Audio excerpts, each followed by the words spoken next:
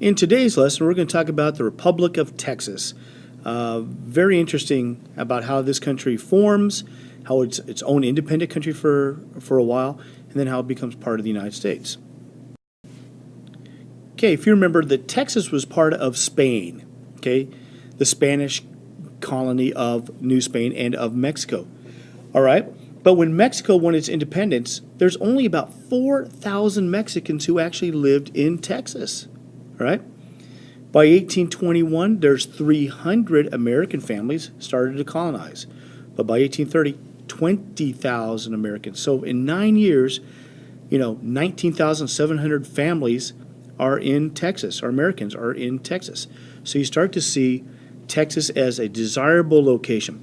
Many people, especially from the South, kind of look at Texas as like, whoa, that is a place that we'd like to go to.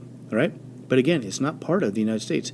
It belongs to Spain and then to Mexico. Let's see what happens.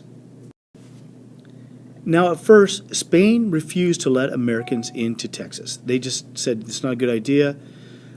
But Spain finally gave Moses Austin a land grant. Okay? But during this time, Spain lost the colony of Mexico. So Mexico has gained its independence in 1821, and now Mexico is its own country. And they're going to honor this contract made with Moses Austin. But Moses Austin dies, okay? And his son, Stephen Austin, Texas is named after him, is able to bring 300 families to Texas. And that's where those 3 families come in 1821. And guess what they bring? Slaves. Slavery is not legal in Mexico. All right? Let's see how this all pans out. Now, Mexico says, all right, we're going to let these Americans in. If you remember, there's only 4,000 Mexicans even living in Texas. They're constantly, battling natives. They're also looking for people to settle the land. So these Americans, especially from the South, look at Texas as a place where they can go and prosper. So they make an agreement with the settlers. And here's what the American settlers agreed to. They promise they are going to become Mexican citizens. And they are going to worship in the Catholic Church. So, they tell the Mexicans, oh, yeah, absolutely. We can't wait to become Mexican citizens. And we love the Catholic Church. Not true. After a while, the settlers broke the agreement. They felt no loyalty to Mexico. They see themselves as Americans. We are Americans, just living in another land that's just, really part of the United States anyways. It should be part of the United States. And most were Protestants. They have no desire, no inclination to leave their religion, the religion that they're brought up, to become Catholics. So the Americans, even though they promised they're going to do this, they break their agreement. So as you might well imagine, Mexico says, hey, you Americans are untrustworthy. You promised you were going to do these things, and you're lying to us. So Mexico stopped allowing Americans to settle in Texas. And they also fear that these Americans coming in are going to try to take Texas away from them and become part of the United States. Well, in 1835, the Mexican dictator, here he is, Antonio Lopez de Santa Anna, becomes the dictator. All right? And he is pretty much a tyrant. He kind of fancies himself as the Napoleon of the West. All right? Now, Santa Anna had become the dictator, or the leader of Mexico in 1833. He throws out the Constitution, and he becomes a dictator, a person of absolute power and authority. So this guy, he's not a great guy, all right? But he's very upset with the Americans. And in this case, you kind of got to understand, Texans are bringing in slaves, even though that's banned in Mexico. The Texans are not becoming citizens of Mexico like they promised, and the Texans are not worshiping in the Catholic Church. So from Santa Anna's point of view, the Americans have broken their agreement, and he needs to take action. Okay, so in 1836, the Texans, the Americans that were living there, say, something, it's time for us to take action. All right? we are going to break away from Mexico. And they're joined by a lot of Tejanos. Tejanos are Mexicans who live in Texas. They don't necessarily want independence from Mexico, though. They just want to get rid of this brutal dictator, Santa Anna. Okay? So what happens is in 1836, the Texans declared independence from Mexico, and they become the Republic of Texas. Okay, so Texas has declared its independence. Santa Anna says, no way, I'm going to drive these Americans out. In 1835, I think it is, Texans kind of go into the town of Gonzales, and they drive the Mexican forces out of Gonzales. And Stephen F. Austin says, all right, first victory. We are going to drive the Mexicans out, and we're going to have our own republic. They then go on to San Antonio. San Antonio is kind of a little mission town. It's not very populated. There is a big mission. Here it is. You guys have all seen this. This is the church, part of the mission. This is the Alamo. And they built a big fortification around this church, okay? And they kind of wait to see what happens.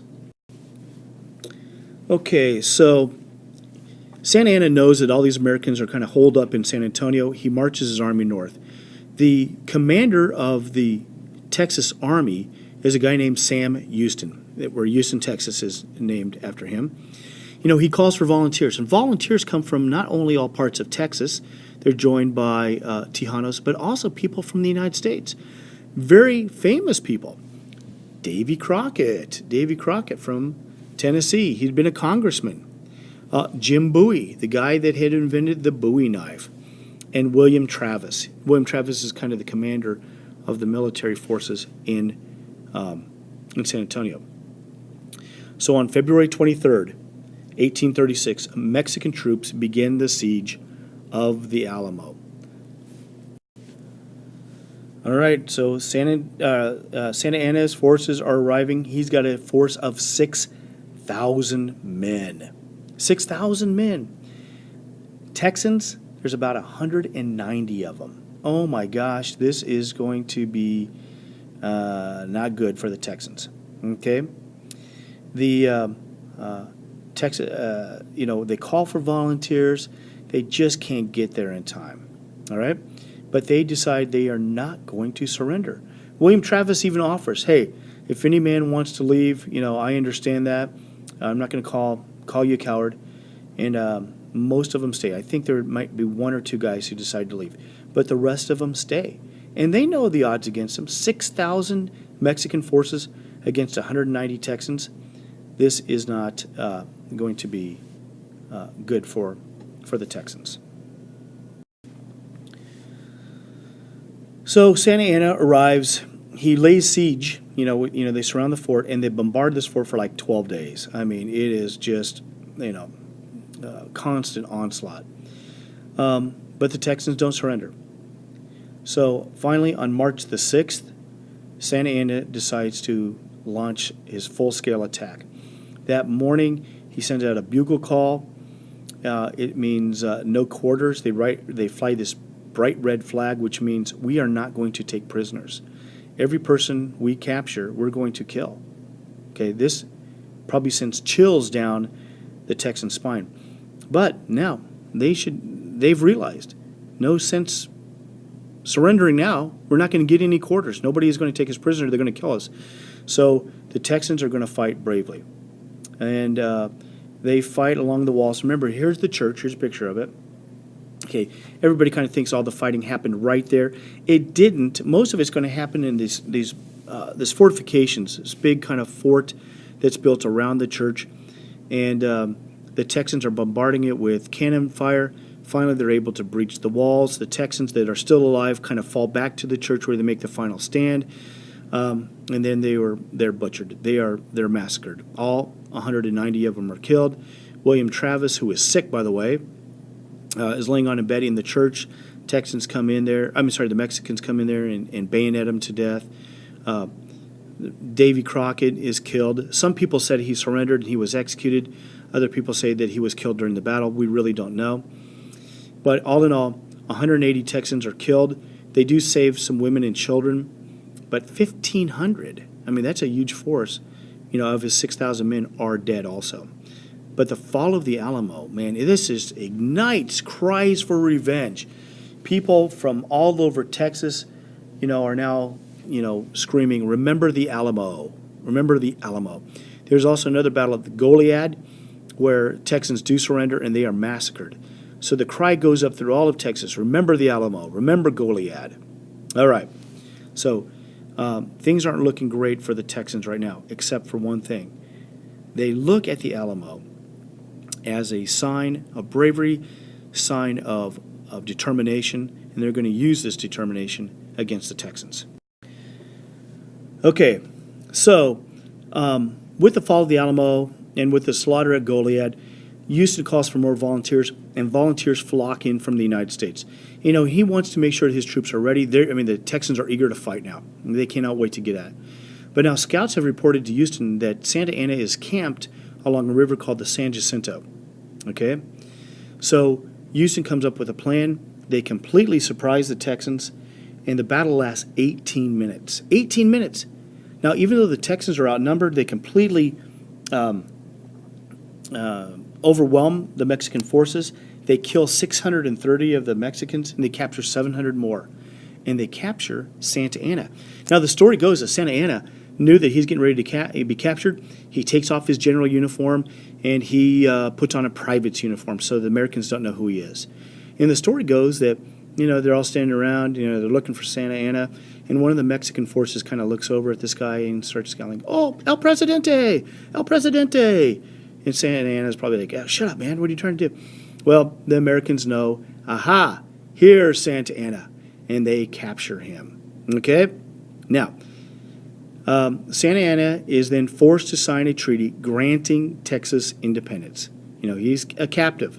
So he signs this document saying, okay, yeah, sure, absolutely, you guys can have your independence, don't kill me. So now Texas has gained independence, at least from Santa Anna. Let's see how that goes. Okay, so Texas has won its independence, and now it's called the Lone Star Republic. Here's a picture of the flag. You notice the one star on there. That's the Texas state flag, but for a while, it is the country, the Lone Star Republic, the Independent Republic of Texas. But the country faces huge problems. Number one, when Santa Anna gets back to Mexico, the Mexican government and the people there said, we're not accepting this treaty. No way. They refuse to accept it. They say that Texas is still part of Mexico.